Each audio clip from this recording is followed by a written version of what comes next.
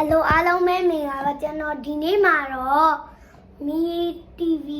China version နဲ့ Global version ဘာကွာလဲဆိုတာပြောပြပါမယ် China version ကတော့ရုပ်သံလိုင်းမရအောင်သိစာဖြစ်တယ် Global ကကျတော့အင်္ဂလိပ်စာလည်းရရယ်ပြီး channel လိုင်းတွေလည်းကြည့်လို့ရတယ်အဲ့ဒါတော့အားသာချက်နဲ့အားနည်းချက်ပါဒါပေမဲ့ Android version က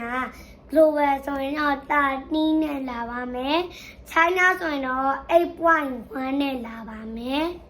အဲ့ဒါလေးလဲကွာခြားတယ်ပြီးရင် Google Play Store ကနေ application download လုပ်ရနဲ့ Android TV ကနေ download လုပ်ရလဲမတူပါဘူးအဲ့ဒါတွေကတော့ China version မှာများပါတယ် Global ရဲ့အားနည်းချက်ကကြတော့ Global က remote ကို China remote နဲ့သုံးလို့ရတဲ့အလုံးတွေရှိပါတယ်တချို့ China အလုံးတွေနဲ့သုံးလို့မရဆိုရင်လည်းသုံးလို့မရပါဘူးအားလုံးပဲ